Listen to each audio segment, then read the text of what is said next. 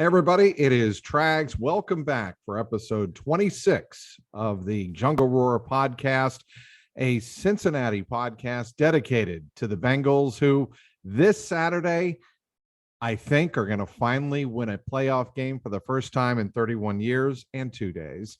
And here to talk all about it, none other than somebody who's been around for that long covering the Cincinnati Bengals. I think a very appropriate guest for the occasion, the one and only Geoff Hobson.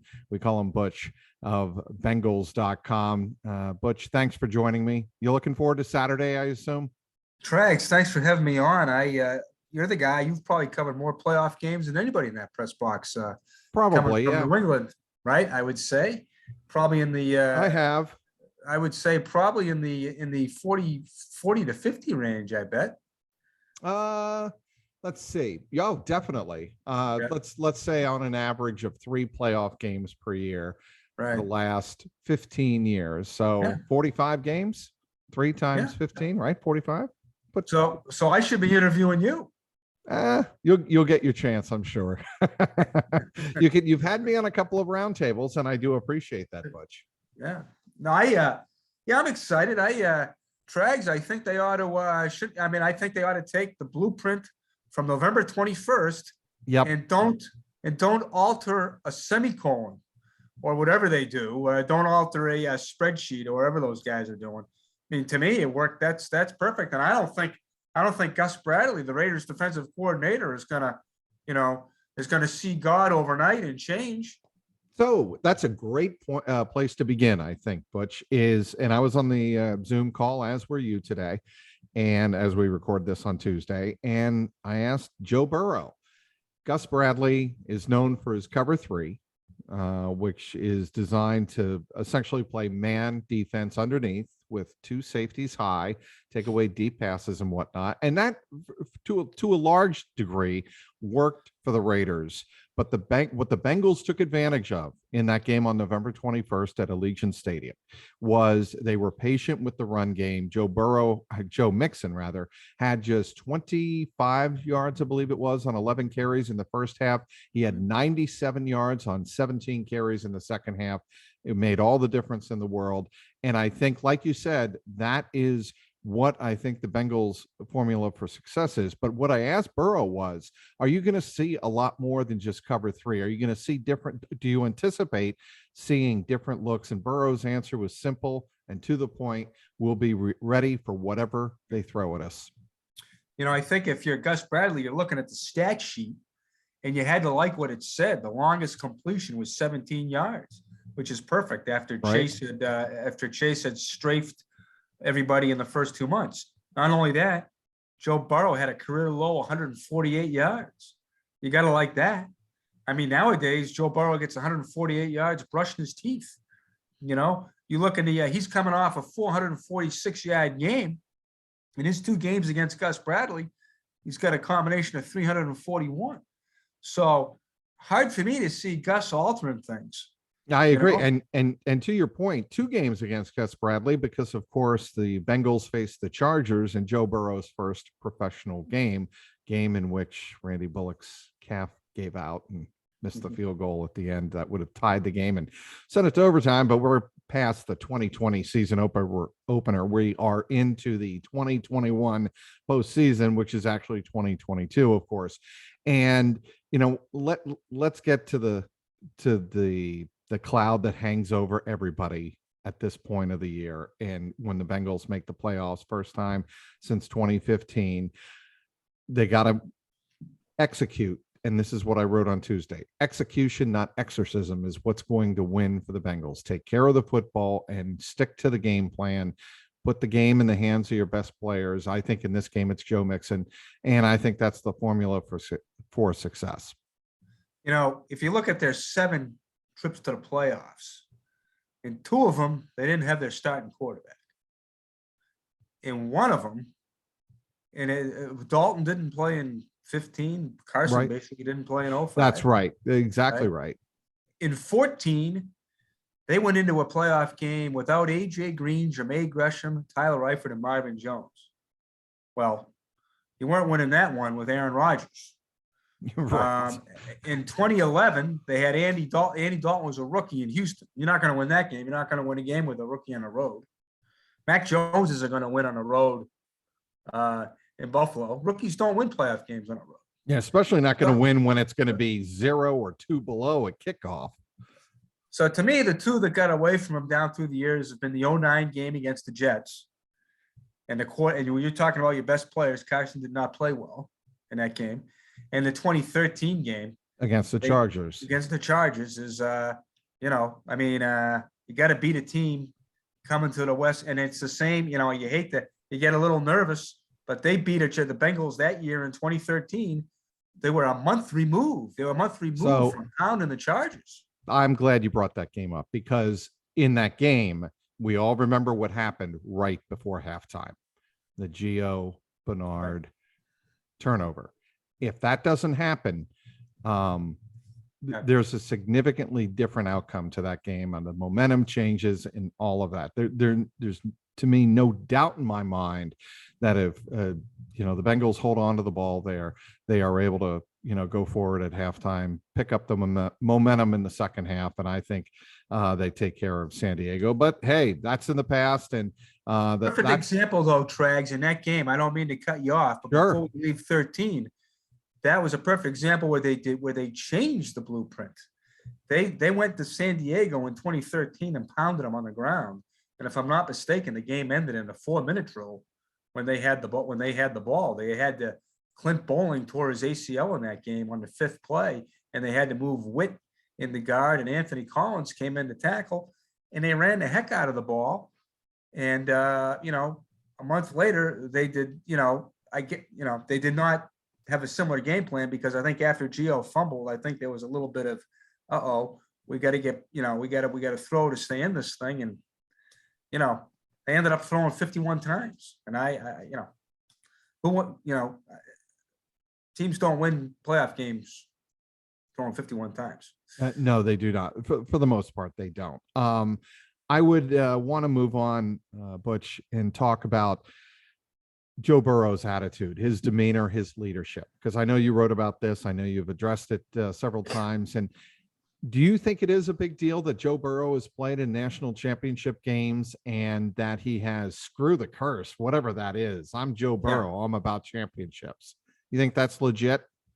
Yeah, I do, because we saw him do it 2 years ago. That's not the first time he smoked a cigar.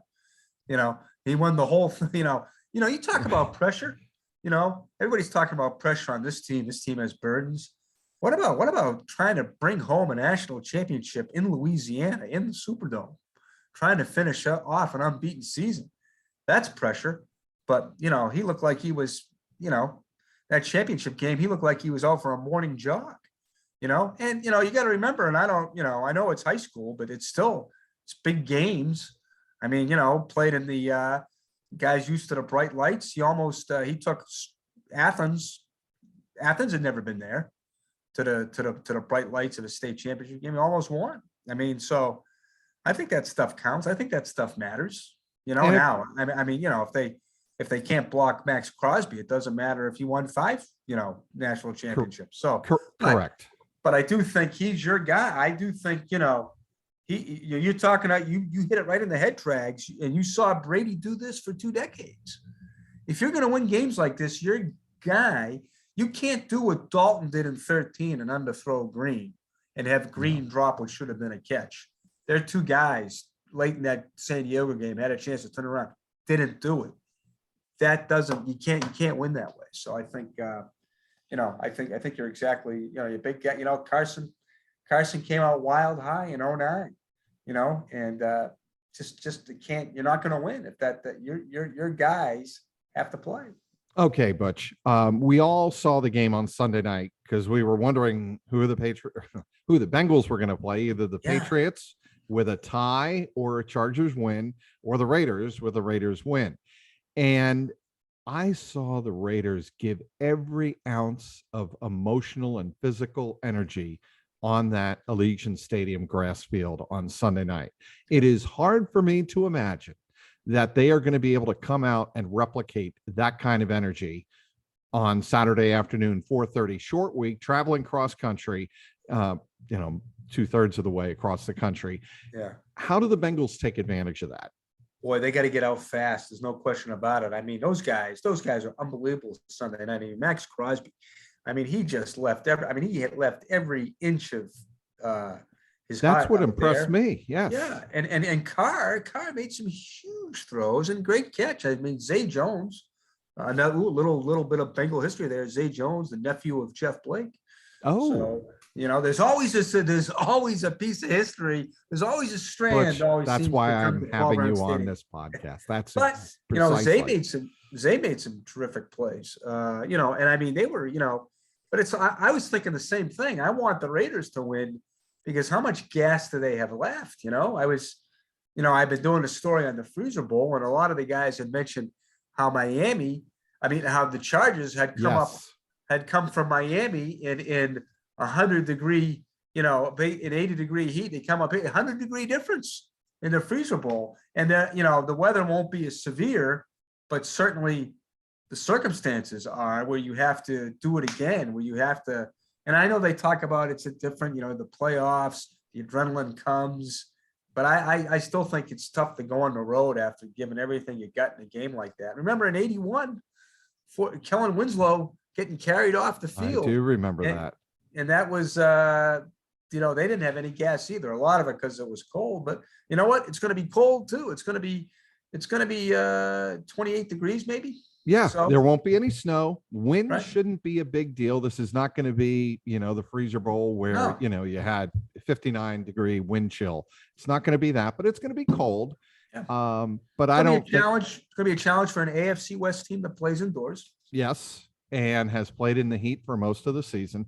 A quick aside, the Patriots are facing a very similar circumstance to what the Chargers did back in '81. Speaking of the Freezer Bowl, Patriots played in Miami on Sunday, and no, they didn't win the game. They lost, but they were in the playoffs anyway. Yeah. They are going to have to, on a short week, mind you, play in Buffalo on Saturday night, the game after the Bengal game.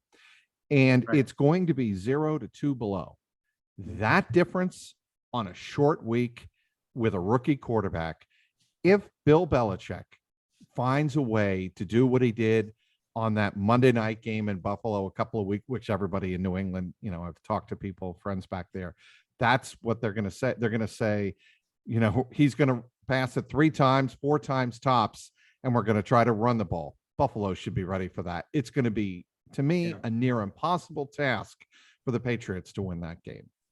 Yeah, I don't know. I wouldn't put, That's a lot, Butch. No, that is. But you know what? The Bills knew in the second half they were running the ball on that Monday night game, and they never stopped it. So, maybe they have to play 9, 10-man fronts, and then boom, there's Mac. There's Mac coming up against the 10-man front. But I'm with you. It's a tough nut up there. Like I say, it's tough for a rookie quarterback in the playoffs. That's just so much to ask, Butch. Yeah, it is. It is. I mean, Dalton, what a great year Dalton had in 2011. First rookie quarterback in history to win 9 games and throw 20 touchdown passes and go to the playoffs. But in Houston, tough. It's a tough one, man. With J.J. Watt, right? I mean, J.J. right. Watt played that game. Right. He took the ball out of his hand basically for the last play of the half. Speaking with Butch Hobson, you can follow Geoff Hobson on Twitter at Geoff, Geoff, Hobson, CIN, all one word. Make sure you follow him, especially leading up to this Saturday afternoon's wild card game. We've mentioned Max Crosby and the beast he was on Sunday night. There's no question about that. Yannick Ngakoue, Bengal fans know him from Baltimore. Yeah. What do you think of him? I think they know him from the first series on November 21st. If I'm not mistaken, he caused a sack strip, I think. Yes. And so, he's active. He doesn't get any ink because of Max. But I mean, Brian Callahan thinks they're the 2 best. They may be the 2 best. I mean, it's a challenge for these Bengals tackles. I mean, I think Jonah Williams has probably played better than people want to say he's played. And I think Prince, they got I think they got lucky. I think where you're going with this is I think Isaiah Prince instead of Riley Reef, who did play in that November 21st game It struggled a little bit. and struggled. Yeah. I think with Isaiah Prince, they get an upgrade there, frankly, and in pure production and the play level right now, I think they get a big boost there, and I think they're going to be able to handle those edges, but there's going to have to be a lot of help. Yeah, I think, their identity is the three receivers, is 11 personnel, but I just don't know how often you can run that with those guys. I mean, Trags, let's face it, the best pass protector is Mixon in 30 carries, so they're going to have to. Agreed. They cannot go out there and get 16 for 58 yards because, nobody would, I don't think anybody would hold up on that. You can't, I don't think you just can't. They're not banking on throwing it 40 times, so, but I think you're right about Prince. I think you make a great point about him. I think they feel like, they've got a kind of a diamond in the rough.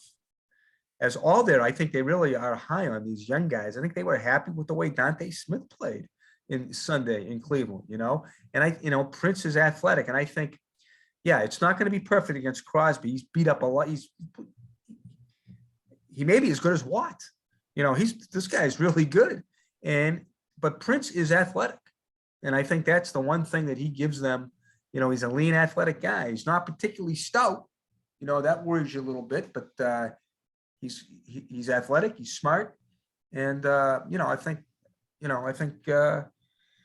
I think they could do a lot worse when their backup starting tackle goes down to be able to turn to this guy. And I give credit to their scouts for jumping on Prince when Miami let go of him and they claimed him right at the end of the 19th season.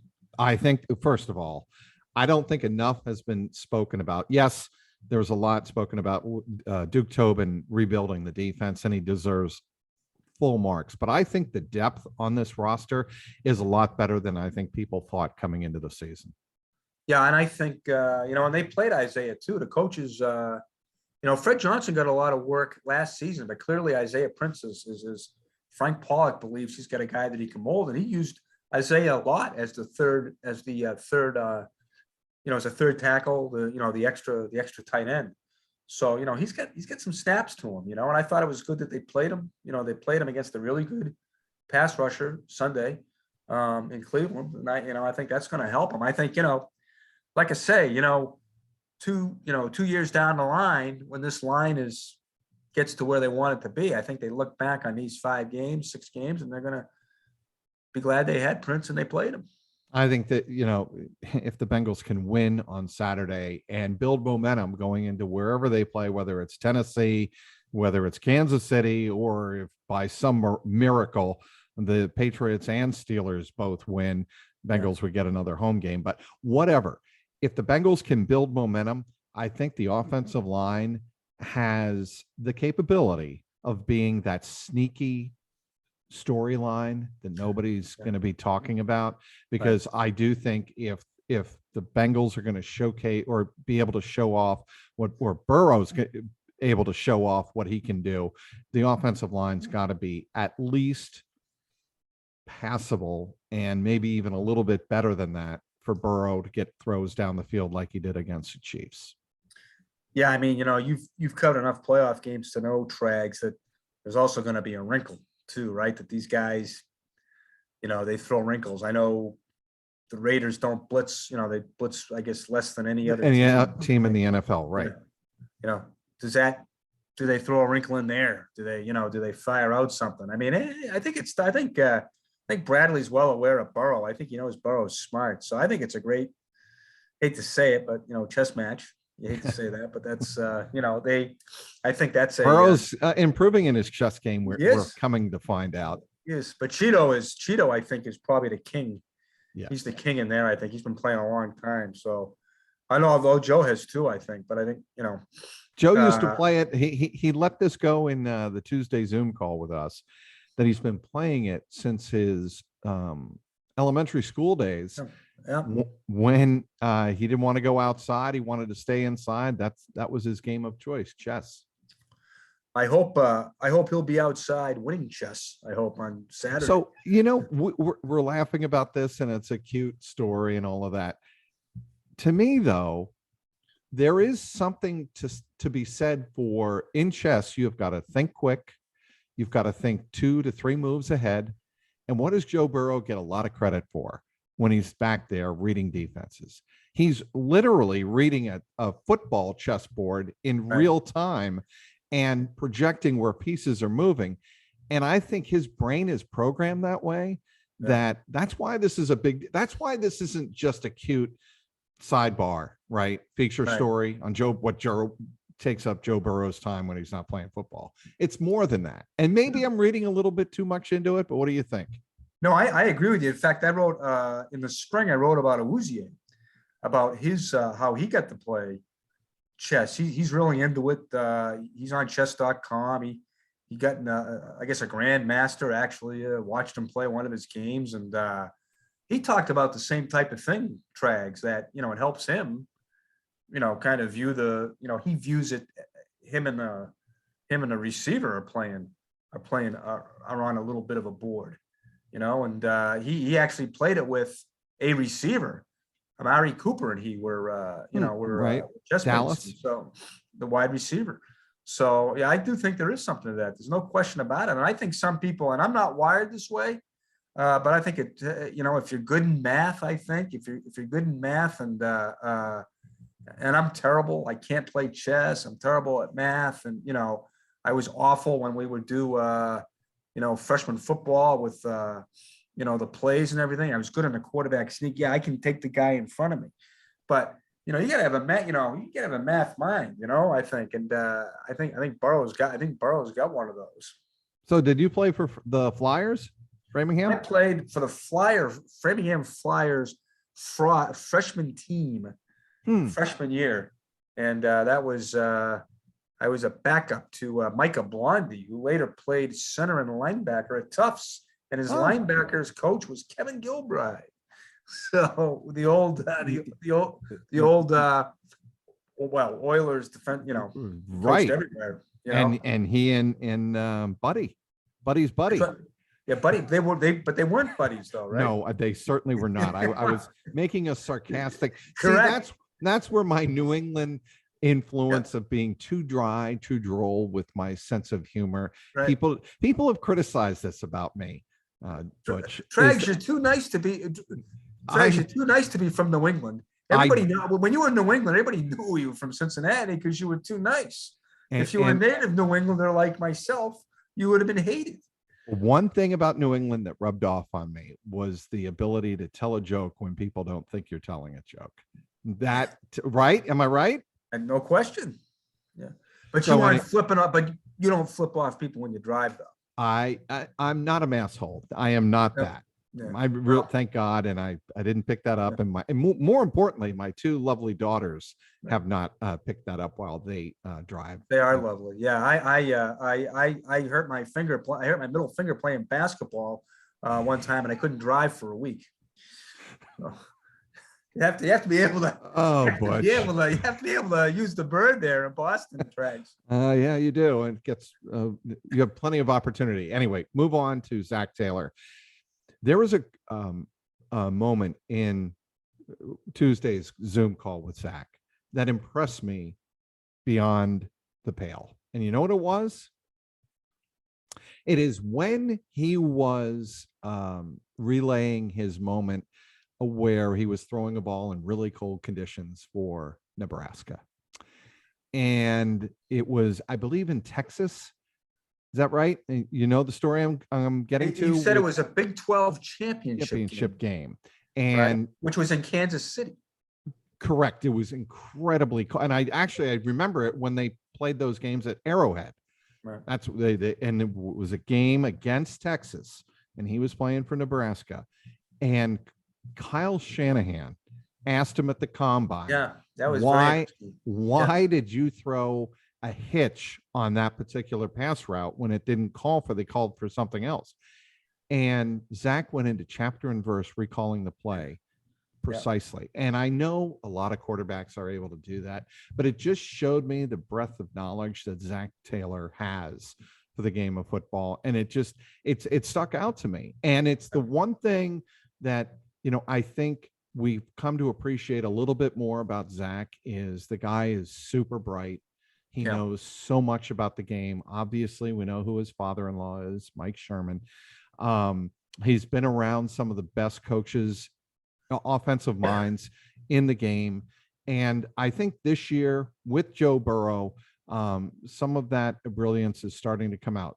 Zach Taylor, like anybody else, comes under a lot of scrutiny for late game situations. He sure as hell did against the Chiefs, where that could have backfired, could have been catastrophic at the goal line, not getting it in on fourth and goal, and they got a break from the illegal hands to the face on a Tyler Boyd route, and they eventually kicked the game-winning field goal. But how do you think Zach Taylor will fare in his first playoff game? I think if he can survive that very sequence you talked about, I mean, he was this close to being Brandon Staley. I mean, but I think he believed in it. His team believes in him. And I think, they felt like, look, they're not going to be able to cover these three guys. And they were right, because they couldn't cover them because they fouled them. Now they're lucky they got the flag. But I do think you have to tip your hat off to Zach for, doing what he did, because I think you can second guess him to the hilt, but I think every Bengal fan also knew, hey, if we only kick a field goal, Mahomes is coming right down the field. So I mean, Right. you can't have it both ways. You know what I mean? And I thought Zach did to me, and I wrote a thing on this last week. I wrote about Zach last week, and you're exactly right when you're talking about, because that is, Zach's shtick is he doesn't have a shtick. He's all football, probably a little bit of a nerd, maybe. And when you talk about it in detail like that, I mean, that shows you what he's all about. He's all football, a very focused guy. I think he'll do very well in this setting, because I think, like Brian Callahan said, his temperature doesn't rise. Now, you may end up criticizing something that he does, but I don't think he's going to do it because he melts. I don't think he's going to, I think he's got his wits about him. So I wrote last week, and you may have seen this one, Butch, that my vote, if I had one for NFL Coach of the Year, would go to Zach Taylor. Mm-hmm. Reason being, I think he's had the biggest hill to climb this year of any coach in the NFL, and he has traveled the farthest to get to the top, meaning at this level, getting to the playoffs, winning their division. Certainly, Mike Vrabel has had his challenges with COVID, injuries, and whatnot, and losing key players, A.J. Brown and obviously Derrick Henry. We all know that. In terms of Matt LaFleur with Green Bay, he's had to manage the Aaron Rodgers drama, but he still has Aaron Rodgers running the freaking offense, right? And he has Devontae Adams. And we saw them come to Paul Brown Stadium. We know how talented they are. And the other candidate is two of them. Cliff Kingsbury started 10-0, and they really struggled in the second half of the season and didn't win their division. And then there's Bill Belichick. And Belichick probably is the most similar to Zach in terms of the distance he had to go this year, but Zach had to go even farther, because I think, in New England, you have the culture.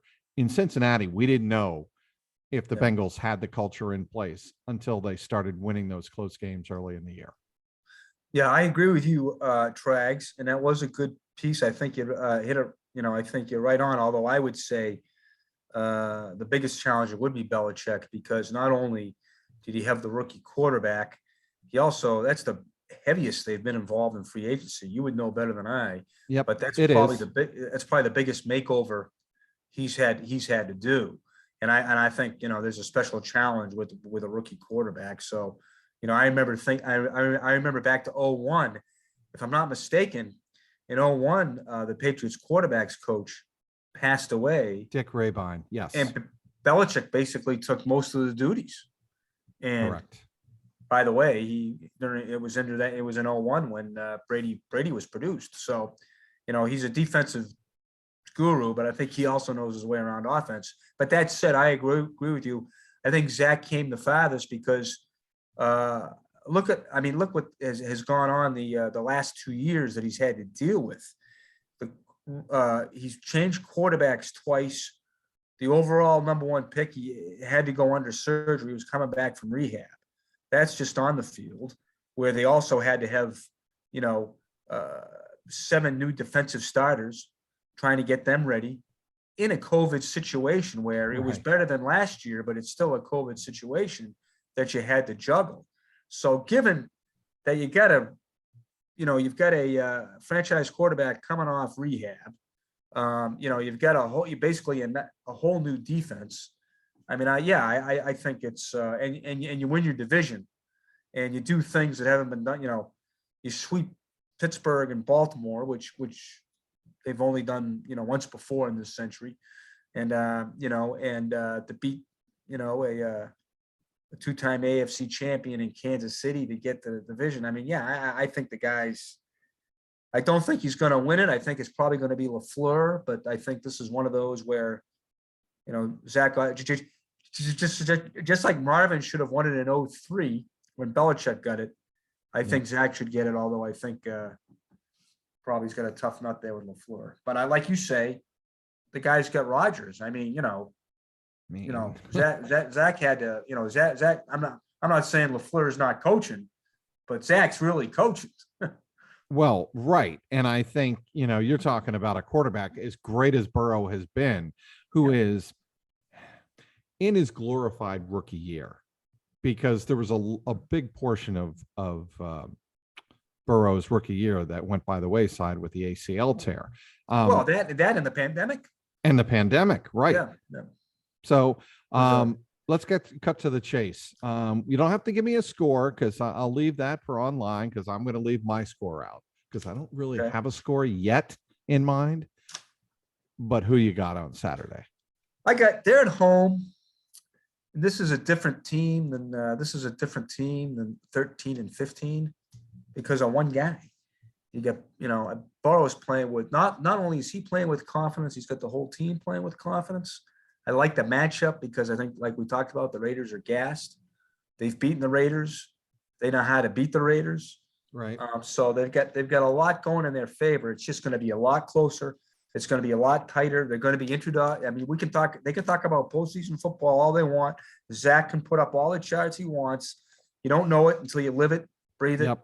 It's going to go down to the end. It's going to be a nail biter. There's going to be, I'm sure I'll be talking to dead relatives here in the office with 3 minutes left, but I think they find a way. I think and I think the guy we're going to be talking about at the end of this is going to be Joe Mixon, number 28. It's going to be the star of the game.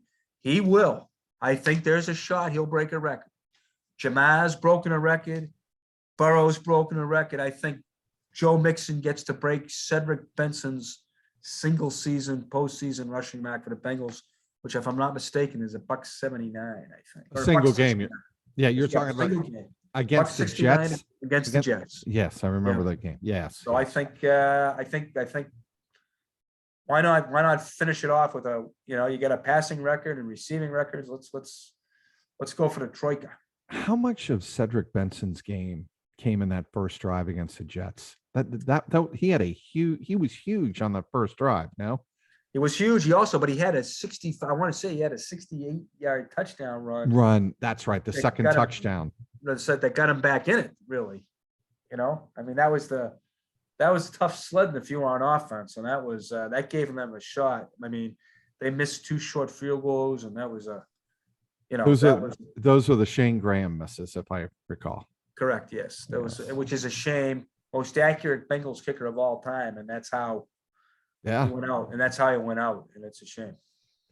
So anyway, I like the Bengals in this game. I actually think they're going to win a little bit easier than you do. I just think they're going to be able to wear down the Raiders. I think they know what the Raiders went through Sunday night, and I think something Jonah Williams said on Tuesday during the Zooms is that we need to come out and we need to show how physical we can be as an offensive line. I think they're going to be able to do that. I think Mixon carries it to kill the clock there, and it's a kneel down, 27-23. Okay, I'm going to say 27-19. That's pretty good. I think the Bengals win this. We've been wrong before. We'll be wrong again. But to every Bengal fan listening to this, we hope we're not wrong this time. You look, 31 years and 2 days, which is what it will be on Saturday, is a long, long, long time. 0-8 in playoff games since the Bengals beat the Oilers. It's been a long time, Butch. Trags, in your honor, I hope Trey Flowers steps in front of Darren Waller to seal it. We didn't talk about Trey. You've been on the Trey Flowers wagon before anybody. I'm telling you, his size, I like the guy his too. Length. Yeah, his length. Yep. And who? I mean, Lou. We didn't even talk about Lou Anarumo in the year he's had. I think he has had close to a brilliant season. I mean, I don't throw that word around a lot, given who I covered for 25 years. Right. But Lou Anarumo has had a pretty fantastic season as defensive coordinator of the Bengals. And Flowers, to me, I like Flowers because he's a guy they haven't had here since Chris Crocker, a guy that can play corner and safety. That's a great call. I love that. And you need a hybrid. You need these hybrid guys. I mean, it's unbelievable. What they're asked to do. It's amazing because what are the Raiders going to do, man? They got to cover these three guys out there. And then what if Mixon's coming at you in the box? You got to be like some kind of another different kind of a human being to play defensive back in this league. I think that's why the Bengals are blessed with guys like Bates and Bell. They can do a little bit of everything, and then you throw a guy in like Flowers who can come off the bench and give you, and Chris Evans has a touchdown in this game, by the way. I like that one. It's because I think they can, I think the linebackers, I think the Raiders linebackers are banged up a little bit. But you know what, Trags, maybe I'm wrong, but it looked like looked like Evans beat a corner. It looked like Newsom was a little You're late. Talking about Cleveland last week. Yeah. Looked like, this guy's, this guy runs routes like a receiver. I love him. That's why I think he could have a bigger impact come playoff time than a lot of teams or a lot of people. You'll like this, Trags. One of my good friends in Framingham, somehow, last day of his fantasy football, and he texted me yesterday and he said, "What happened to P. Ryan?" Because P. Ryan is a great pickup, as you know, for fantasy guys, because anytime he goes in, gets yards. He's very productive. But hey, they're trying to protect it. They went. I thought Zach did a great job. He wasn't only protecting the starters, he was protecting the backups. And depth. And I said this to James Rapine of allbengals.com. I said, James, it tells you something that they're not playing P. Ryan in this game against Cleveland.